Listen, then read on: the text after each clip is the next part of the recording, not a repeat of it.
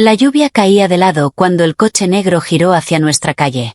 Yo estaba descalzo en el jardín delantero y la sirena de emergencia había sonado 3 veces en el vecindario en la última hora. El huracán estaba a 3 horas de distancia.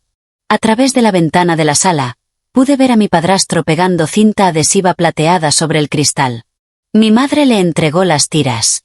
Ninguno de los dos miró hacia el jardín. La limusina se detuvo al final de la entrada. La puerta trasera se abrió. La mujer que salió tenía 73 años y valía más dinero que toda la calle junta. Me miró. Miró la casa. Dijo una palabra. Bienvenidos de nuevo a Historias de Drama Tranquilo. Si eres nuevo aquí, compartimos historias sobre familias, límites y los momentos tranquilos que lo cambian todo. Deja un comentario, suscríbete y empecemos. El primer domingo, Roy se mudó a nuestra casa. El cielo estaba tan claro que parecía pintado. Tenía 12 años. Estaba sentada a la mesa de la cocina con un vaso de zumo de naranja mientras mi madre preparaba huevos revueltos en la estufa y tarareaba algo que no reconocía. Mi padre llevaba 14 meses muerto. La casa aún olía a él por las mañanas, cuando el pasillo conservaba el calor de la noche y los suelos de madera liberaban lo que habían estado reteniendo. Serrín, aceite de máquina, el ligero dulzor de la loción para después del afeitado que compraba a granel en la ferretería porque era $3 más barata que la de la farmacia. Roy llegó en una camioneta blanca con una caja de herramientas atornillada a la caja. Llevaba una caja de llaves inglesas y una sierra circular y entró por la puerta principal sin llamar. Mi madre le sonrió. Era la primera vez que sonreía de una manera que le llegaba a los ojos desde el funeral. Y recuerdo haber pensado que debía alegrarme por eso. Recuerdo haber pensado que ese era el sentimiento correcto. Dijo que iba a arreglar la valla. La valla estaba ligeramente inclinada hacia el oeste, donde mi padre había querido volver a colocar los postes antes de que se congelara el suelo y nunca lo hizo. Roy lo midió todo 2 veces. Desenterró los postes viejos, vertió concreto en los agujeros, esperó a que fraguara y atornilló los nuevos rieles. Trabajó toda la tarde. Mi madre le trajo limonada en un vaso con hielo. Me senté en el porche y observé porque nadie me dijo que no lo hiciera. Nadie me dijo que entrara y nadie me preguntó qué pensaba. A las 4, la cerca estaba terminada. Roy se apartó y la miró como los hombres miran las cosas que han arreglado, como si hubieran ganado una batalla personal contra el universo. Luego abrió una lata de pintura y comenzó a aplicarla con un rodillo. Blanca. La cerca había sido azul. Mi padre eligió el color cuando yo tenía 4 años. El año en que compró la casa. Lo llamó Azul Puerto porque dijo que cada casa en una calle como la nuestra necesitaba algo que la diferenciara del resto. No dije nada mientras Roy pintaba sobre ella. Terminé mi jugo, entré, lavé mi vaso y lo puse en el escurridor. Ese fue el primer domingo. Habría 832 más. Roy no gritó. Eso era lo que la gente nunca entendió cuando intenté explicarlo después. Él no alzaba la voz. No tiraba cosas. No pegaba. Lo que Roy hacía era más silencioso que todo eso, y funcionaba mejor. Reorganizó la casa habitación por habitación. Las fotografías de mi padre fueron retiradas del pasillo durante el primer mes. No todas a la vez. Un marco desapareció un martes, otro un jueves. Para diciembre, la única foto de mi padre que quedaba en la casa era una foto tamaño cartera que guardaba al fondo del cajón de los calcetines, apretada entre 2 trozos de cartón de una caja de cereales. Roy cambió el número de teléfono fijo y le dijo a mi madre que era por culpa de los teleoperadores. Mi abuela llamó al número antiguo durante 3 semanas antes de darse cuenta de que estaba desconectado. Para entonces, Roy me había dicho que ya no quería hablar conmigo.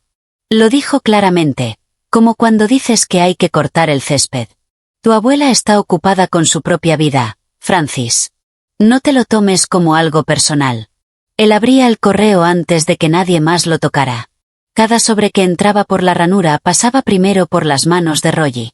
Los ordenaba en la encimera de la cocina con un cuchillo de mantequilla, abriéndolos uno a uno, leyendo el contenido y dejando los que consideraba apropiados en una pequeña pila junto al teléfono. En aquel entonces no sabía qué buscaba. No lo entendería hasta 16 años después. Él decidía a qué escuela iría, qué amigos eran aceptables, a qué hora llegaría a casa. Mi madre estaba al lado de cada decisión como una mujer que sostiene un paraguas para alguien bajo la lluvia. Cuando le preguntaba por qué, siempre decía lo mismo. Roy solo quiere lo mejor para esta familia. Aprendí a no discutir. Discutir me costaba energía que no tenía y no cambiaba nada que pudiera medir. En cambio, ahorraba. Guardaba el reloj de bolsillo de mi padre en el cajón inferior de la cómoda de mi habitación, envuelto en un pañuelo de algodón que mi abuela había bordado con mis iniciales cuando nací. Lo mantenía en cuerda. El reloj tenía el cristal roto y el segundero sonaba más fuerte de lo normal, y era lo único de la casa que aún me pertenecía sin el permiso de Roy. Le daba cuerda todas las mañanas. Nunca lo olvidé. Mi padre construía cosas. Esa era la frase más simple y verdadera que sabía de él. Nathan Palmer era electricista de profesión y contratista por vocación. Y el año que cumplí 4 años, compró la casa de Maplery Drive con el dinero que había estado ahorrando desde los 19. Mi abuela me contó que, años después, él la acompañó hasta la puerta principal, señaló el techo donde el yeso se desprendía y la lámpara colgaba de un solo cable y dijo, «Puedo arreglarlo todo aquí». Y lo hizo. Construyó él mismo el dormitorio trasero. Le llevó 3 fines de semana y un lunes que faltó al trabajo por enfermedad, y cuando terminó, me cargó en hombros por el pasillo, abrió la puerta y dijo, «Esta es tuya, Franny». La habitación tenía una ventana que daba al jardín y por las mañanas el sol entraba en un ángulo bajo que teñía las paredes de dorado. Él había lijado el suelo a mano porque la lijadora alquilada dejaba marcas que no le gustaban. Después de que Roy se mudara, esa habitación se convirtió en trastero. Mis cosas fueron a parar a la habitación más pequeña al otro lado del pasillo, y Roy llenó el dormitorio del fondo con cajas de herramientas, latas de pintura y una sierra de mesa portátil que nunca enchufó. La ventana que daba al jardín permaneció cerrada. El sol seguía entrando, pero iluminaba cajas de cartón en lugar de una cama. Mi abuela solía visitarme todos los domingos. Traía pastel de almendras de la panadería de la Ruta 9 y se sentaba en el porche delantero y me contaba historias sobre su negocio. Había empezado con una lavandería en 1979 y la había transformado en otra cosa, y luego en otra más. Me enseñó a contar el cambio, a leer una factura, a comprobar que los números de un contrato coincidieran con los que alguien te decía en voz alta. La gente miente con la boca, dijo una vez. Casi nunca mienten con los recibos. Un domingo no vino. Tenía 14 años. Mi madre dijo que estaba ocupada. El domingo siguiente, ocupada de nuevo. El domingo siguiente, dejé de preguntar. No volví a ver a mi abuela en 14 años. No fue hasta la noche en que llegó el huracán y una limusina negra giró hacia nuestra calle, y una mujer que había estado esperando desde que yo era niño salió a la lluvia y dijo una palabra sobre la casa que construyó mi padre. Encontré los extractos bancarios un miércoles por la tarde de marzo, 4 meses antes del huracán. Había vuelto temprano a casa del laboratorio porque el autoclave estaba averiado y mi supervisor envió el mensaje a casa a las 2. Roy estaba en el taller de su amigo al otro lado de la ciudad. Mi madre estaba en el supermercado. La casa estaba silenciosa como solo lo estaba cuando Roy no estaba en ella, que era un tipo específico de silencio que tenía espacio. Fui al dormitorio del fondo, el trastero, porque necesitaba mi antigua carpeta de certificación. El colegio comunitario me había pedido una copia de mis calificaciones originales, y estaba casi seguro de haberlas guardado en la caja de plástico que mi madre me dio cuando cumplí 18 años. La caja estaba debajo de una pila de cajas de Roy, así que las moví una por una. La tercera caja, una caja de zapatos sin tapa, estaba llena de sobres. Eran de una compañía de seguros de vida. El nombre de mi padre estaba en todos. Me senté en el suelo entre las latas de pintura y los leí. La póliza se había contratado cuando yo tenía 2 años, una póliza de seguro de vida a término que se convirtió en un fondo permanente después de la muerte de mi padre. El beneficiario era yo, Francis Palmer, y debía recibir el dinero a los 25 años. Yo tenía 28. Nunca me habían contactado. Nunca había firmado nada. Los extractos lo decían todo. Se habían realizado retiros desde que tenía 23 años, 2 años antes de que se suponía que debía recibir los fondos. El total era de $83,400.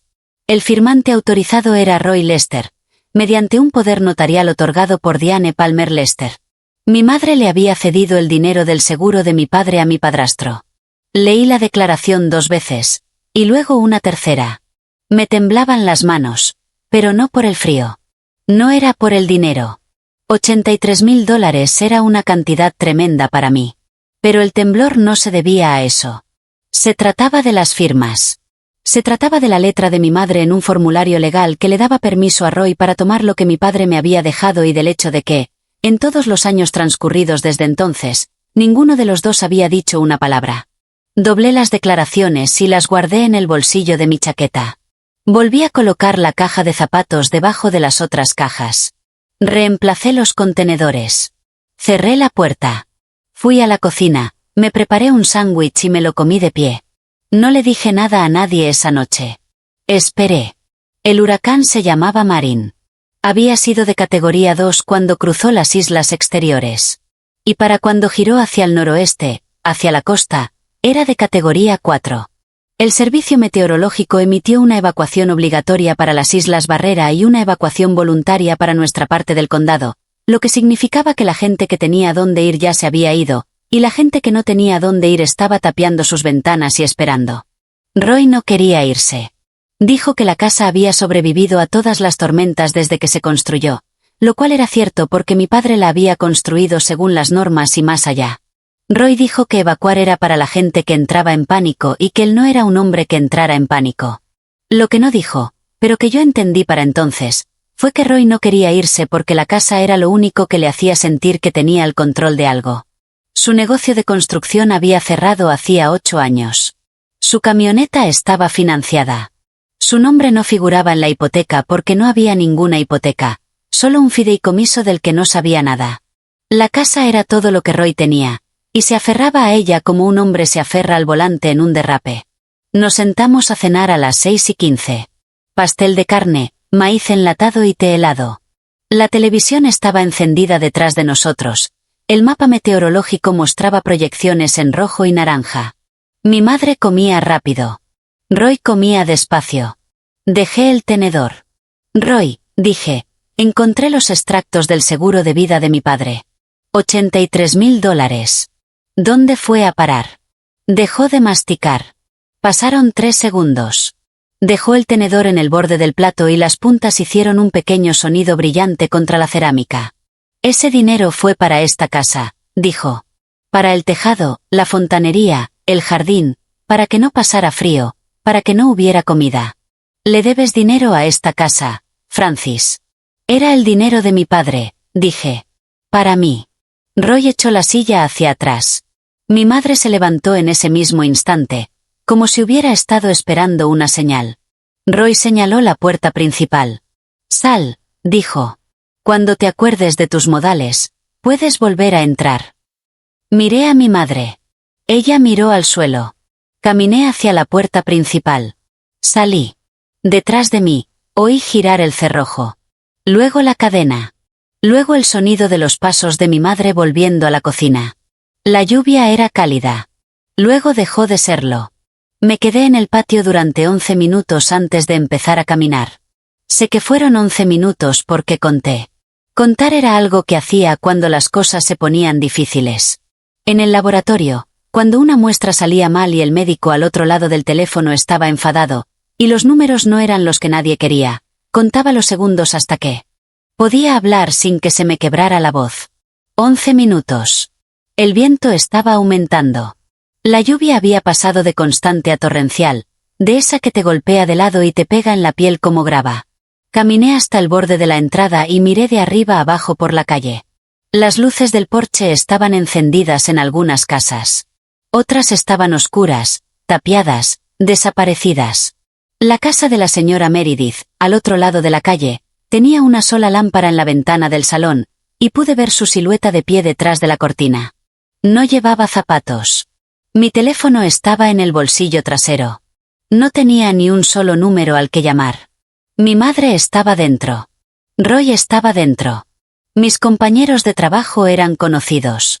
No eran el tipo de personas a las que llamas cuando estás bajo la lluvia durante un huracán, sin zapatos y sin ningún plan. Llevaba 8 meses preparándome para mudarme, depositando dinero en una cuenta de ahorros que Roy desconocía, un estudio que había visitado 2 veces, pero aún no lo había logrado.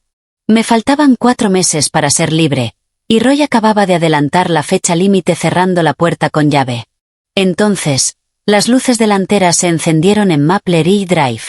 El coche era largo y negro, y se movía despacio, como se mueven las cosas caras. Se detuvo al final del camino de entrada. El motor no se apagó. La puerta trasera del pasajero se abrió desde dentro y una mujer salió a la lluvia como si fuera problema de otra persona. Tenía 73 años. Llevaba un largo impermeable abotonado hasta el cuello y zapatos planos que parecían hechos a medida para ese tipo de terreno. Su cabello era plateado y recogido, y la lluvia le golpeaba la cara sin pestañear. Me miró descalza en el césped. Miró la casa, las ventanas donde la cinta adhesiva reflejaba la luz, la puerta principal sellada, la entrada donde nadie había salido a ver cómo estaba. Dijo, «Demuélelo». El conductor se acercó con un paraguas. Lo sostuvo sobre mí, no sobre ella. Me hizo señas para que subiera al coche. Entré. Ella subió después de mí. La puerta se cerró. Dentro del coche hacía calor y olía a cuero y a algo limpio, como a sábanas de hotel. Mi abuela metió la mano en el bolsillo de su impermeable, sacó un pañuelo y me lo dio sin decir palabra. Me lo apreté contra la cara. Olía a pastel de almendras. En el otro bolsillo, vi la esquina de un sobre amarillo. No pregunté por él. He esperado 14 años, dijo en voz baja, para poder acercarme a ti. El hotel estaba a 15 minutos de nuestra calle, pero parecía estar en otro país. Vivian había reservado una suite en el 7º piso 2 días antes de que la tormenta tocara tierra, lo que, según supe después, fue el día exacto en que el Servicio Meteorológico Nacional elevó el nivel de mar a categoría 3. Mi abuela no adivinaba el tiempo. Leía los mismos datos que todos los demás. Simplemente se lo creía antes. La habitación tenía 2 camas, una zona de estar y vistas a la costa, que ahora era una pared de agua negra y lluvia torrencial. El edificio era de hormigón y acero, construido en los años 80 por un promotor inmobiliario con el que mi abuela había competido y al que finalmente había superado. Me lo contó mientras yo estaba en la puerta del baño secándome el pelo con la toalla. Henderson construyó este hotel en 1984. Dijo que tenía refuerzos antihuracanes en cada viga. Sabía lo que hacía con las estructuras. Simplemente no sabía lo que hacía con el dinero. Había ropa seca sobre la cama de mi talla, un par de vaqueros, un jersey gris, calcetines gruesos y zapatos sin cordones de una marca que reconocí, pero que nunca me había podido permitir. Los había preparado antes de venir. Me senté en el borde de la cama con la ropa seca y sostuve una taza de té que ella había preparado en una tetera sobre la encimera. El viento afuera sonaba como un tren de carga corriendo sobre una vía que no estaba del todo nivelada. Las ventanas se doblaron pero resistieron. ¿Cómo supiste que estaba afuera?, pregunté. Meredith me llamó. Dijo, Meredith Payne. Vive enfrente de ti. Era amiga de tu padre. Ha sido amiga mía durante más tiempo. ¿Mantuviste el contacto con ella? Yo mantuve el contacto con todos los vecinos de esa calle que me hablaban. Roy cambió tu número de teléfono 3 veces. Devolvió todas las cartas que le envié a través de mi abogado. Te dijo que no quería verte. Meredith me dijo que le creíste. Dejé el té. Le creí. Lo sé. Durante 14 años. Eso también lo sé. Juntó las manos en su regazo. Afuera, el huracán estaba tocando tierra. Las luces parpadearon una vez y se mantuvieron encendidas.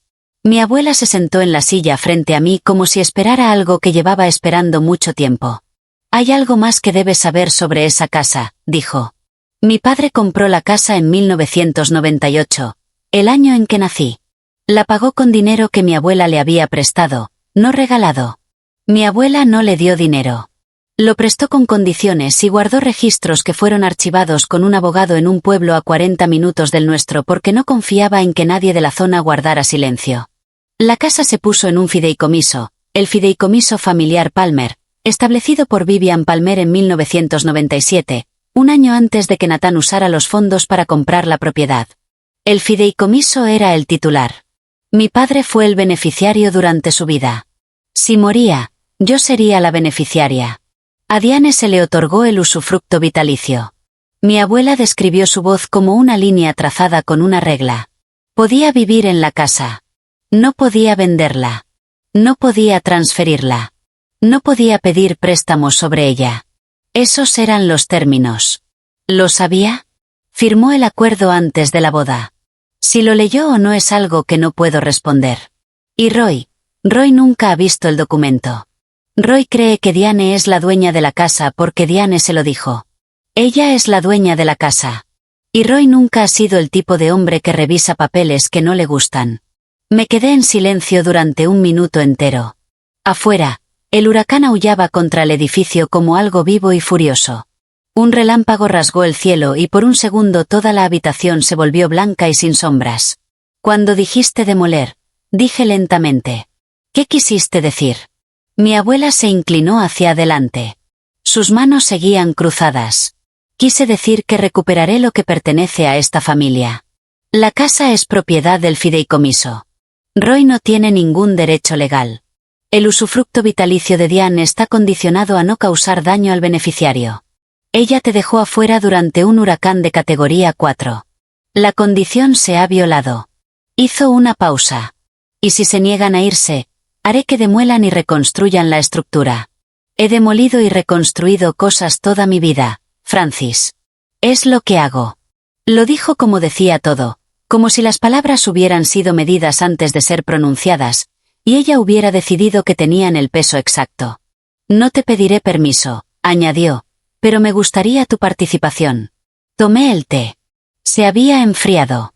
Lo bebí de todos modos. Sí, dije. Necesito hacer una pausa aquí un segundo. Si alguna vez te has sentado frente a alguien que te dijo la verdad que nadie más diría, el tipo de verdad que reorganiza los muebles en tu cabeza, entonces sabes lo que se siente ese silencio.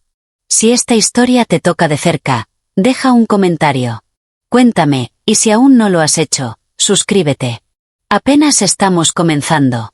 La tormenta pasó a las 3 de la mañana. Lo sé porque estaba despierta. Mi abuela dormía en la otra cama con su impermeable doblado sobre el respaldo de la silla y sus zapatos planos alineados junto a la puerta y no se movió ni una sola vez durante lo peor. Le pregunté a la mañana siguiente cómo había dormido durante un huracán de categoría 4. Dijo que había dormido durante algo peor en 1989 cuando un banco intentó ejecutar la hipoteca de su segunda propiedad y pasó la noche anterior a la audiencia en un motel cerca del juzgado revisando documentos. El clima es temporal, dijo. El papeleo es permanente. Por la mañana, la costa parecía haber sido vaciada y luego reconstruida de forma incorrecta. Había árboles caídos sobre las carreteras. Un barco del puerto deportivo había terminado en un estacionamiento a 2 cuadras tierra adentro. Los cables de alta tensión colgaban entre los postes como ropa mojada, pero el hotel seguía en pie. Y más adelante, cuando pasamos en la limusina con el conductor esquivando cuidadosamente los escombros, nuestra calle también seguía en pie. Techo sin tejas, jardines llenos de ramas, pero las casas estaban en pie. La casa de mi padre estaba en pie. La había construido precisamente para sobrevivir a esto. Mi abuela tenía un abogado esperándonos en el hotel esa tarde. El señor Calewa era un hombre de unos 60 años con un traje gris y la particular calma que proviene de haber leído muchos contratos y encontrado los mismos errores en la mayoría de ellos. Dejó un maletín sobre la mesa y lo abrió. Dentro había 3 carpetas. La primera es la documentación del fideicomiso, dijo. Título, escritura, términos del usufructo vitalicio. La segunda es la póliza de seguro y los registros de retiro. Hizo una pausa. ¿Y la tercera? Miré a mi abuela. Ella asintió. El tercer documento es una solicitud de hipoteca presentada ante un prestamista regional hace 18 meses. El solicitante es Roy Lester. La garantía es la propiedad en Maple Ridge Drive. El monto del préstamo era de $35,000. La avalista es Diane Palmer Lester. Me quedé mirando la carpeta. Roy pidió dinero prestado usando como garantía una casa que no le pertenece. Calewa dijo que la solicitud contiene una declaración jurada de propiedad firmada por Roy Lester en la que afirma ser el propietario legítimo. Esa declaración es falsa. La firma de la avalista no coincide con la letra autenticada de Diane que consta en los archivos del fideicomiso. Mi abuela juntó las manos. Calewa cerró el maletín. Tenemos opciones, dijo. Roy me llamó 6 días después de la tormenta. Para entonces, La electricidad ya se había restablecido en la mayor parte del vecindario, y la gente estaba sacando alfombras mojadas a la acera y apilando ramas junto a la carretera para que las recogieran los camiones del condado. Yo estaba sentada en el apartamento que mi abuela me había alquilado, un apartamento de una habitación en el tercer piso de un edificio cerca del hospital. En mi trabajo, mi teléfono vibró con un número que reconocí pero que no había visto en años. El celular de Roy. Francis. Su voz era controlada como siempre. Un tono medido como si estuviera leyendo un guión que había escrito en su cabeza.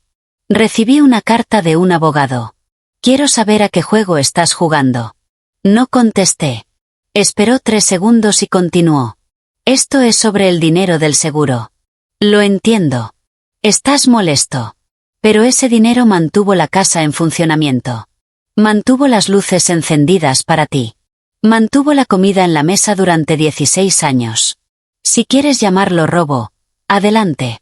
Pero viviste bajo ese techo gratis, y debes más de lo que crees. Escuché. Podía oír la televisión de fondo. El canal del tiempo seguía transmitiendo la cobertura de la tormenta. Escuché a mi madre decir algo que no pude entender. Vuelve a casa, dijo Roy. Resolveremos esto como una familia. Colgué. 3 días después, apareció una publicación en el grupo comunitario de nuestro vecindario. Roy la había escrito. Describía cómo Francis, su hijastra, abandonó la casa voluntariamente durante la tormenta a pesar de sus esfuerzos por mantenerla a salvo. Describió cómo su suegra, una rica promotora inmobiliaria, estaba intentando desalojar a una familia de su casa tras un desastre natural. Usó la frase comportamiento depredador. Usó la frase aprovecharse de una tragedia. 47 personas reaccionaron a la publicación. La mayoría de ellas fueron comprensivas. A la mañana siguiente, mi madre llamó. Su voz era débil y aguda. La voz que usaba cuando necesitaba que algo se detuviera. Francis, cariño, Roy dice que lo siente. Vuelve a casa. Por favor, no hagas de esto un gran problema. Mi madre dijo, no hagas de esto un gran problema por estar encerrada afuera durante un huracán. Lo dijo de la misma manera que dijo, pásame la sal. Como si no le costara nada.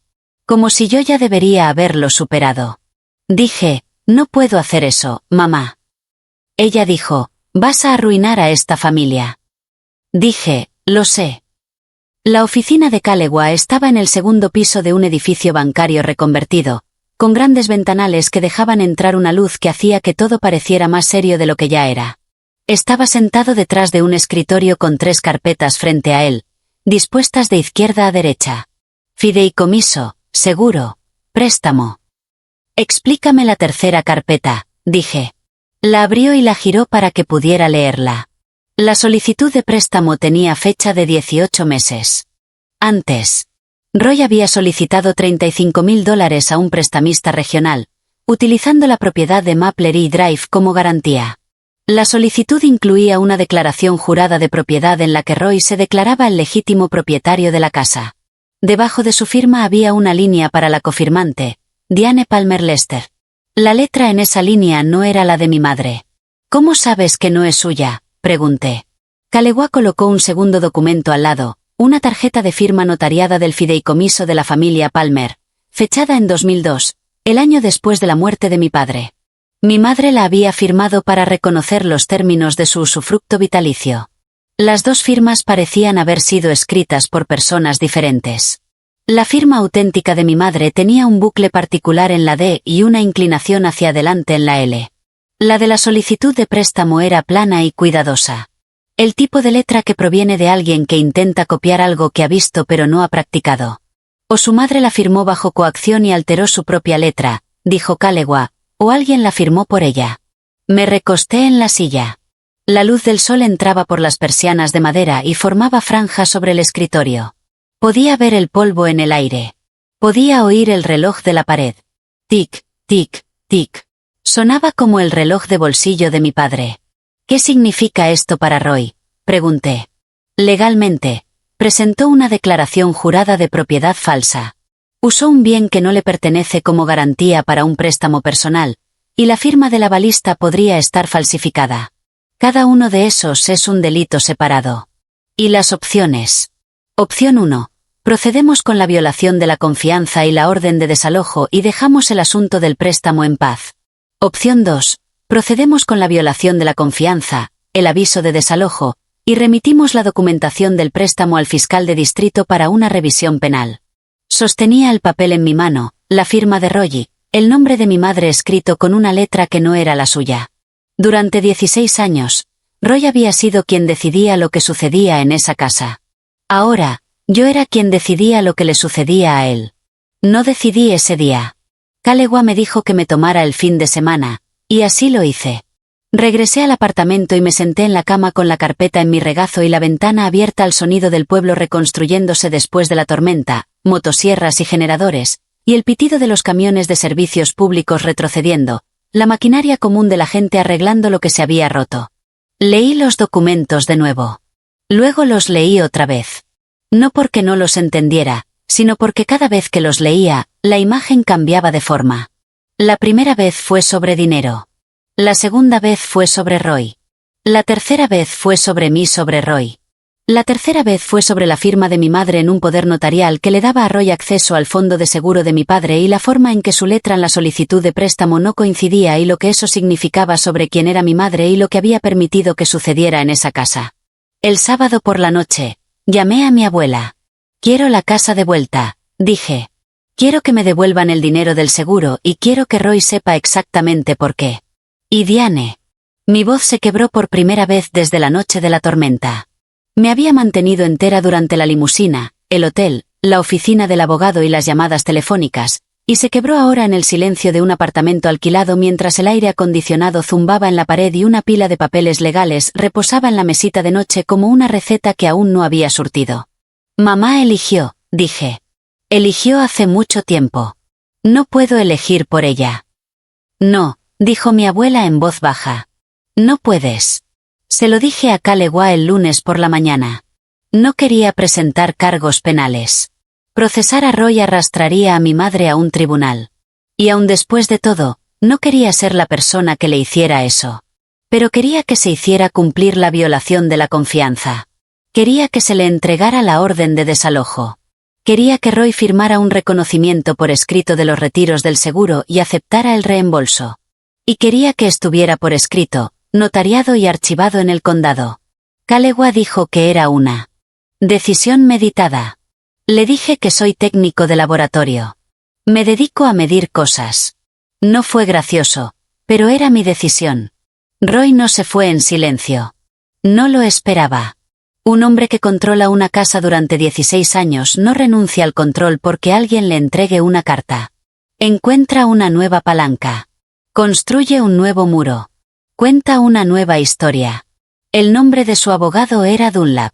El señor Dunlap trabajaba en una oficina en un centro comercial entre un salón de manicura y un servicio de preparación de impuestos, y presentó una contrademanda en una semana. El argumento era la prescripción adquisitiva. Roy había vivido en la casa durante 16 años, la había mantenido, había pagado los impuestos sobre la propiedad y por lo tanto, tenía derecho legal a permanecer allí. La demanda tenía 9 páginas y usaba la palabra equitativo 14 veces. Calewa la revisó en su oficina mientras yo estaba sentado frente a él. Se quitó las gafas de lectura y las dejó sobre el escritorio. La prescripción adquisitiva no se aplica a los bienes fideicomitidos. Dijo que es un punto legal establecido en este estado. El señor Dunlap o no lo sabe o no le importa. Entonces, ¿por qué la presentó? Porque Roy necesitaba sentir que estaba haciendo algo. Y porque gana tiempo, una demanda debe ser revisada, respondida y programada. Convierte un plazo de 14 días en un proceso de 60 días. Fuera de la sala del tribunal, Roy había construido un caso diferente. Su publicación en el grupo del vecindario había llamado la atención, y la siguió con una segunda.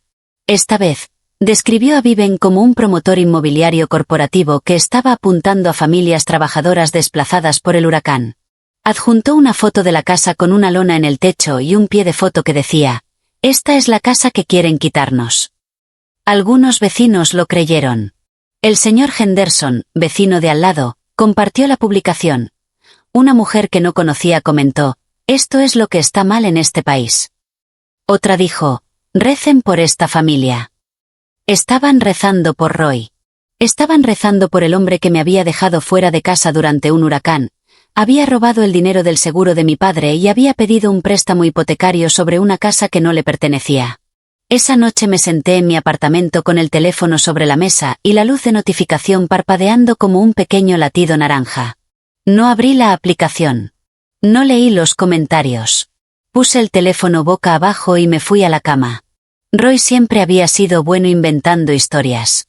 Había inventado una sobre mí durante 16 años. Ahora estaba inventando una para todo el pueblo. La primera vez que alguien me lo dijo a la cara fue en el supermercado. La señora Harris había vivido en Maplery Drive durante 20 años. Tenía casi 70 años. Estaba jubilada del distrito escolar y había conocido a mi padre. Me detuvo en el pasillo de los cereales con su carrito bloqueando la mitad de la fila y sus gafas de lectura sobre la cabeza. Francis, dijo, y su tono era el que la gente usa cuando está a punto de decir algo que cree que es amable. Escuché lo que está pasando con la casa. Roy es un buen hombre. Arregló mi cortacésped 2 veces. Me ayudó a mover mi refrigerador cuando se rompió la carretilla. Creo que deberías reconsiderarlo. La miré. Pensé en decirle todo. Pensé en los extractos del seguro y el préstamo falsificado y la noche que estuve bajo la lluvia mientras Roy pegaba cinta adhesiva en las ventanas. Pensé en decirle todo allí mismo entre los cheerios y la granola de marca blanca. En cambio, dije, gracias, señora Harris. Puse una caja de cereal en mi carrito y caminé hacia la caja. En el auto, agarré el volante con ambas manos y miré fijamente el estacionamiento. Una mujer pasó con un niño pequeño en la cadera, un hombre cargó bolsas en un camión, y salió el sol, y el mundo era normal, y yo era la única persona sentada en un auto estacionado tratando de recordar cómo respirar. Mi abuela llamó esa noche. Le conté sobre la señora Harris. Lo que la gente diga no importa, dijo Vivian. Lo que dice el papeleo importa. Lo sé. ¿Lo crees? Estoy trabajando en ello. Esa noche, la señora Meredith llamó a Meredith Payne, la vecina de enfrente, la que me había visto de pie bajo la lluvia, y llamó a mi abuela. Su voz era firme y cálida, y no empezó con una charla trivial. Vi una. Todo esa noche, Francis, dijo. Los vi cerrar la puerta con llave. Te vi parado en el patio. Vi que la lluvia empeoraba.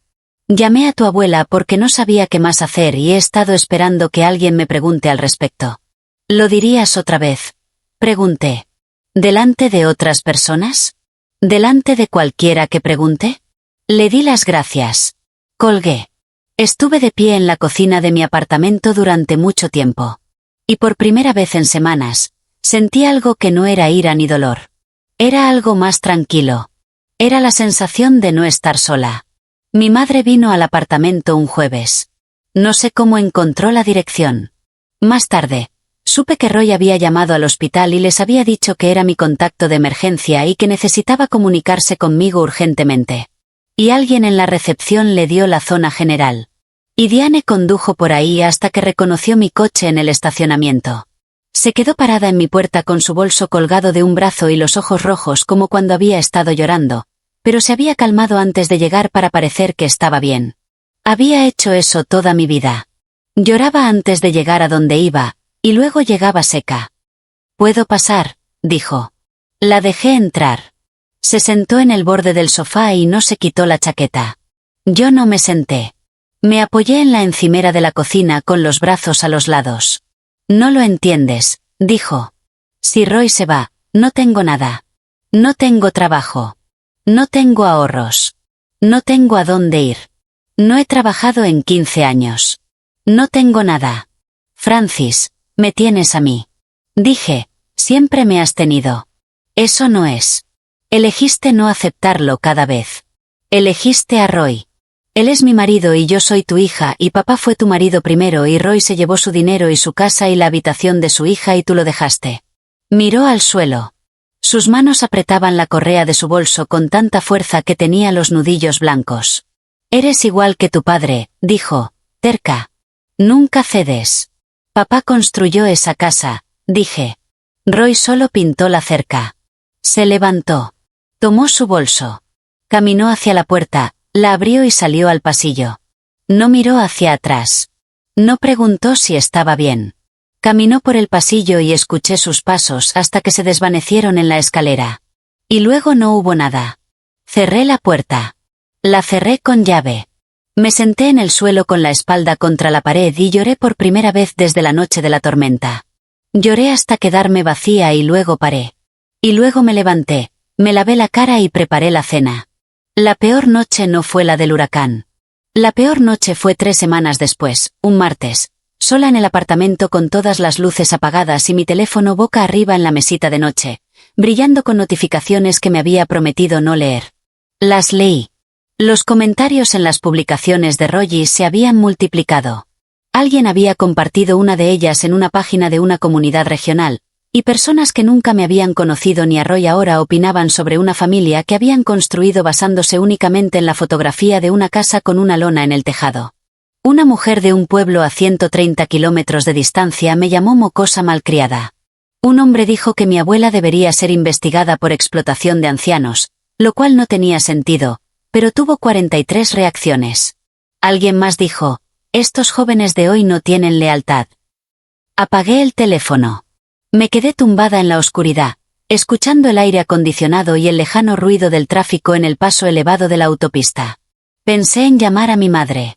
Pensé en decirle, vale, lo dejo. Puedes quedarte con la casa. Puedes quedarte con Roy. Me voy. Cogí el teléfono. Luego abrí el cajón de la mesita de noche.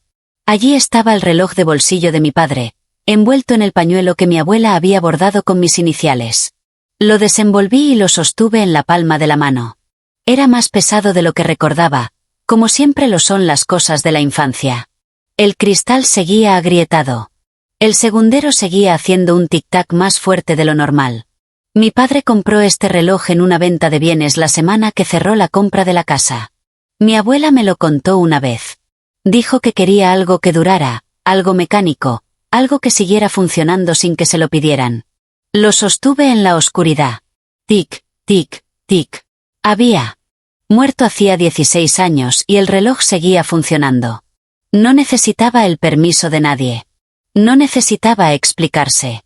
No necesitaba que Roy le diera cuerda, ni que Diane lo aprobara, ni que desconocidos en internet lo validaran. Simplemente seguía funcionando. Dejé el teléfono en la mesita de noche.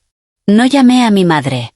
Me quedé allí tumbada, sosteniendo el reloj, hasta que mi mano se calentó y el tic-tac se acompasó con los latidos de mi corazón, y me quedé dormida sin proponérmelo.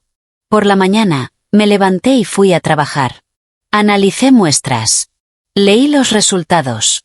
Medí cosas. Fue suficiente. Llamé a mi abuela a las 7 de la mañana siguiente. Contestó al primer timbre, lo que me indicó que había estado esperando. Lamento no haber contestado anoche. Le dije, no tienes que disculparte por necesitar tiempo. Lo sé, pero lo siento de todos modos, y estoy listo. La oficina de Calegua a las 8. Mi abuela ya estaba allí, sentada en la silla del cliente con su abrigo doblado sobre el reposabrazos y una taza de café negro sobre el escritorio que había traído del hotel. Calegua tenía las carpetas abiertas y un bloc de notas con anotaciones manuscritas en los márgenes. Construimos el caso como se construye cualquier cosa que necesita perdurar, pieza por pieza. La escritura de propiedad del fideicomiso de la familia Palmer con fecha de 1998, nombrando a Nathan Palmer como beneficiario. La enmienda del fideicomiso presentada después de la muerte de mi padre transfiriendo la designación de beneficiario a mí, Francis Palmer. El acuerdo de usufructo vitalicio firmado por Diane Palmer Lester en 2002 con la cláusula condicional.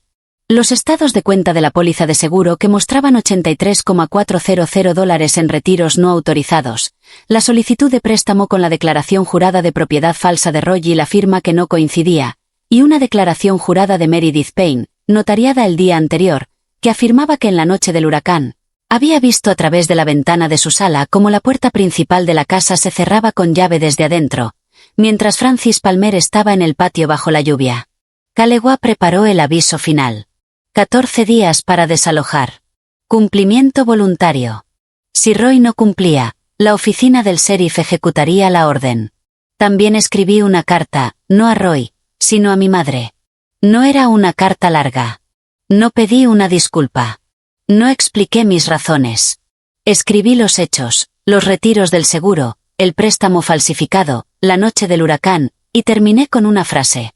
No escribo esto para que te arrepientas. Escribo esto para que sepas que lo sé. La envié por correo un martes. Diane lo recibió un jueves. Roy lo leyó antes que ella porque Roy leía todo antes que ella. Así había sido siempre. Lo que sucedió después no era algo que Roy hubiera planeado. Roy condujo hasta el hotel un viernes por la tarde. Había conseguido la dirección de alguien del vecindario. Nunca supe quién. Estacionó su camioneta en la zona de carga y cruzó el vestíbulo sin detenerse en la recepción. Debía de parecer un hombre con un propósito, porque nadie lo cuestionó hasta que ya estaba golpeando la puerta de la habitación 714. Mi abuela abrió. Llevaba un cardigan gris y gafas de lectura, y miró a Roy como si fuera un contratista que se hubiera presentado sin su presupuesto. No tienes derecho, dijo Roy. Su voz era más fuerte de lo que jamás la había oído. Roy era un hombre que hablaba en voz baja porque creía que hablar en voz alta era debilidad. Pero ese era el viejo Roy, el Roy que creía tener el control. Este Roy había leído mi carta y el aviso de Kalewa el mismo día, y el control se había esfumado. Viví en esa casa durante 16 años, dijo. Arreglé el techo. Reemplacé el calentador de agua. Pinté todas las paredes. Pagué los impuestos de la propiedad. Esa casa es mía. Mi abuela se hizo a un lado para que él pudiera ver la habitación detrás de ella, el escritorio, las carpetas, el sobre amarillo que había llevado en su impermeable la noche de la tormenta. Metió la mano en su bolsillo, el mismo bolsillo, y sacó el sobre. Lo abrió. Dentro estaba la escritura de propiedad original, el nombre de Nathan Palmer, la fecha de compra, el sello del fideicomiso de la familia Palmer. Se lo extendió para que Roy pudiera leerlo. Pagaste los impuestos de la propiedad, dijo, su voz tan firme como un muro de carga con el dinero de la póliza de seguro de vida de mi hijo. Refinanciaste mi propiedad sin autorización. Y dejaste a mi nieta afuera durante un huracán de categoría 4 porque te preguntó dónde había ido el dinero. Roy miró la escritura. Mi abuela me contó después que el color se le fue de la cara como el agua se va de una esponja cuando la escurres. Lentamente, y luego de golpe. Tienes 14 días, dijo Vivien. No remitiré los documentos del préstamo al fiscal de distrito, pero solo si te vas. Roy se dio la vuelta. Salió de la habitación sin cerrar la puerta. No condujo a casa. Condujo hasta el juzgado del condado y presentó una moción de emergencia para bloquear el desalojo. Era su último recurso. La audiencia era un lunes a las 10 de la mañana. Sala B, presidida por el juez Armón. Era una sala pequeña, del tipo que se usa para mociones civiles y disputas de propiedad, con bancos de madera y luces fluorescentes, y un reloj en la pared que marcaba el tiempo como todos los relojes de los juzgados. Como si el tiempo fuera algo que se gasta y no regresa. Roy se sentó en la mesa del demandado con Dunlap. Llevaba una camisa abotonada que reconocí, la que usaba para ir a la iglesia los 2 domingos al año que asistía. Diane se sentó detrás de él en el primer banco, con las manos cruzadas en el regazo, mirando un punto en el suelo en algún lugar entre sus zapatos y el borde del mundo. Yo me senté en la mesa del demandante con Kalewa. Llevaba un blazer que había comprado en una tienda de segunda mano la semana anterior, y el reloj de bolsillo en una cadena corta alrededor de mi muñeca, como una mujer lleva una pulsera. El cristal agrietado reflejaba la luz de la ventana. Mi abuela estaba sentada en la segunda fila detrás de mí. Llevaba un abrigo oscuro y no tenía joyas. No las necesitaba. Kalewa presentó la documentación del fideicomiso. Presentó los términos del usufructo vitalicio y la cláusula condicional. Presentó los registros de retiro del seguro. Presentó la solicitud de préstamo con la declaración jurada de propiedad falsa y la firma que no coincidía. Presentó la declaración jurada notariada de Meredith Payne. Dunlap argumentó sobre la prescripción adquisitiva. El juez Armón escuchó durante 4 minutos y luego levantó una mano. Señor Dunlap. El juez dijo, la prescripción adquisitiva no se aplica a los bienes fideicomitidos en este estado. Su cliente no tiene ningún derecho de propiedad. La documentación del fideicomiso es clara. La violación del usufructo vitalicio está documentada, y la solicitud de préstamo plantea preguntas que no estoy capacitado para responder en esta sala. El juez se dirigió a Roy. Señor Lester, ¿sabía usted que esta propiedad estaba en el fideicomiso de la familia Palmer? Roy tragó saliva. Mi esposa me dijo que la casa era nuestra. Su esposa no tenía autoridad para transmitir eso. Los términos del fideicomiso son inequívocos. El juez cerró el expediente. La moción de emergencia es denegada. La orden de desalojo se mantiene. También ordeno al secretario que remita la documentación del préstamo a la oficina del fiscal de distrito para una revisión independiente. Roy permaneció inmóvil. Diane no levantó la vista. Dunlap recogió sus papeles. El reloj hacía tic-tac. Yo estaba de pie detrás de mí. Los ojos de mi abuela estaban fijos en el reloj de mi muñeca. Me giré y vi su rostro, y por primera vez en las semanas que la había vuelto a conocer, sus ojos brillaban con algo que no intentaba ocultar. Durante 16 años, Roy había sido quien decidía qué sucedía en esa casa. El juez simplemente había puesto las llaves en manos de otra persona. Se mudaron un sábado, 14 días después de la audiencia. Una camioneta alquilada entró marcha atrás en la entrada a las 8 de la mañana, y Roy y Diane llevaron cajas hasta la puerta trasera con un ritmo que parecía haber sido practicado. Tal vez lo habían hecho. Tal vez habían sido empacando desde que el juez dijo la palabra denegada, y el sonido golpeó el pecho de Roy como una puerta que se cierra desde adentro. Me quedé en la acera al otro lado de la calle. No me acerqué. No quería estar en el patio. El patio era mío, legalmente. Finalmente. Pero estar allí mientras cargaban. El camión se sentía como una proximidad inapropiada, del tipo que convierte la justicia en espectáculo. Así que me quedé en la acera con las manos en los bolsillos de mi chaqueta y observé. Los vecinos salieron. No todos, pero suficientes. El señor Henderson estaba en su porche con una taza de café. Una mujer 2 casas más abajo se apoyó en su buzón. La señora Harris cruzó la calle hasta donde yo estaba. Llevaba un cardigan y zapatillas deportivas y se detuvo a mi lado y no dijo nada durante un largo momento. «Te debo una disculpa», dijo. No lo sabía. Asentí. No dije que estaba bien porque no lo estaba. Pero asentí porque ella estaba allí y eso era algo. Diane salió por la puerta principal cargando la última caja. Era pequeña, la del tipo en el que guardas fotos o cartas o cosas que no quieres perder en una mudanza. Bajó los escalones del porche y se detuvo cuando estuvo a mi altura. Roy ya estaba en la camioneta, con el motor encendido, mirando fijamente al frente a través del parabrisas. Mi madre me miró. Tenía los ojos secos. Su rostro estaba demacrado y cansado. El rostro de una mujer que ha pasado 3 décadas tomando decisiones que la mantuvieron a salvo y le hicieron perder todo lo demás. Tu padre estaría orgulloso, dijo en voz baja como si fuera algo que había guardado en la boca durante semanas y que finalmente había soltado. Luego caminó hacia la camioneta, se subió, cerró la puerta y Roy salió de la entrada de la casa y la camioneta alquilada giró en Maplery Drive y se fueron. Mi abuela vino y se paró a mi lado. Puso su mano en mi hombro. No dijo nada. No necesitaba hacerlo. Compré la pintura en un Sunday Harbor Blue. Tuve que pedirla especialmente porque la ferretería no la tenía en stock y el hombre detrás del mostrador dijo, ¿estás segura de esto? La mayoría de la gente usa blanco o gris. Le dije que estaba segura. Lo mezcló, puso la tapa y dijo, va a aparecer el océano. Le dije, esa es la idea. Empecé a pintar a las 9 de la mañana. La cerca seguía blanca, del blanco de Roy. Y mientras aplicaba el azul, cada tabla cambiaba como una página que se pasa. El color antiguo desaparecía. El nuevo color, el original, el color de mi padre, se asentaba. Meredith cruzó la calle con una foto de limonada y 2 vasos de plástico. Se sentó en el escalón del porche y me observó trabajar. Y entre tabla y tabla, me contó historias sobre mi padre. Como revisaba todo 2 veces. Como una vez pasó 3 horas nivelando un solo estante porque podía sentir una inclinación de 1/4 de grado que nadie más podía ver. Cómo cortaba mi pastel de cumpleaños cada año con una navaja porque decía que una navaja era la herramienta más honesta que un hombre podía llevar. Le habría gustado este color. Dijo que él lo había elegido. Le dije que mi abuela llamó al mediodía. ¿Necesitas algo? No, tengo todo lo que necesito. Hubo una pausa en la línea. Podía oír su respiración como se oye a alguien sonreír por teléfono cuando el silencio es el adecuado.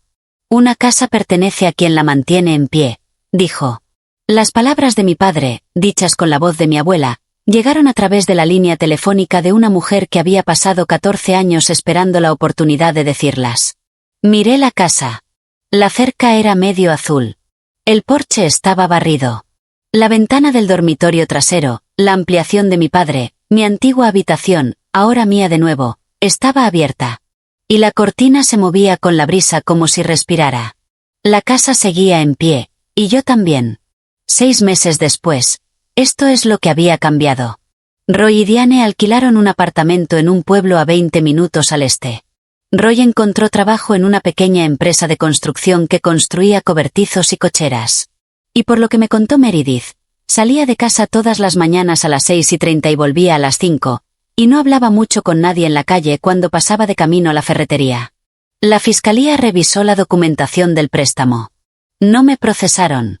Les había pedido que no lo hicieran, y mi abuela estuvo de acuerdo, no por compasión, sino por cálculo. Un juicio duraría meses. La casa ya era nuestra. El dinero se estaba devolviendo mediante un acuerdo notariado. Roy devolvería los 83.000 en 7 años con su sueldo. Calegua.